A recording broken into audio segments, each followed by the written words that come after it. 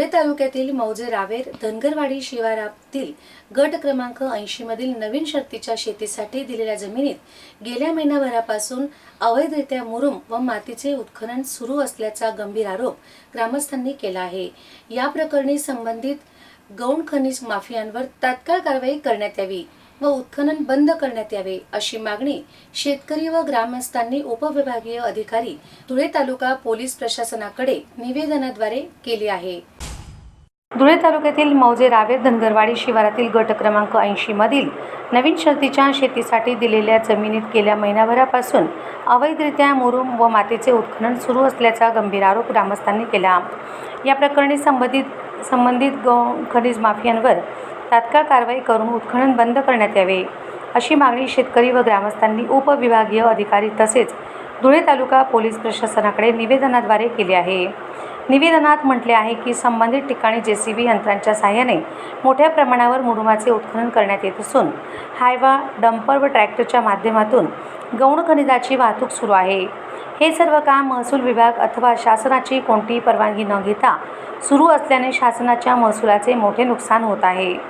ग्रामस्थांच्या म्हणण्यानुसार अवैध उत्खनन करणारे संबंधित माफिया इतके बिनधास्त झाले आहेत की दिवसाढवळ्या वाहने उभी करून खुलेआम उत्खनन व वाहतूक करत आहेत। याबाबत परिसरातील नागरिक, शेतकरी व ग्रामस्थांनी विचारणा केल्यास त्यांना दमदाटी केली जाते, तर काहींना मारहाणीच्याही घटना घडल्याचा आरोप निवेदनात करण्यात आला।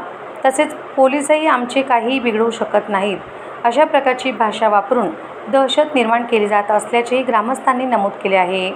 या प्रकारामुळे परिसरातील शेतकरी व ग्रामस्थांमध्ये संतापाची भावना निर्माण झाली असून प्रशासनाने तातडीने घटनास्थळी पाहणी करून अवैध उत्खनन थांबवावे, संबंधित वाहनांवर जप्तीची कारवाई करावी तसेच दोषींवर कठोर गुन्हे दाखल करावेत अशी मागणी करण्यात आली आहे। यावेळी निवेदन देताना छगन गायकर, दगाजी गायकर, बापू वाघमोडे, विठ्ठल थोरात, धनराज थोरात, किसन गायकर, काशीनाथ वाघमोडे, भटू गायकर, दोमा मारनर, दत्तू वाघमोडे, आकाश थोरात, दौलत गायकर, धनसिलर थोरात यांच्यासह रावेर परिसरातील ग्रामस्थ व शेतकरी मोठ्या संख्येने उपस्थित होते।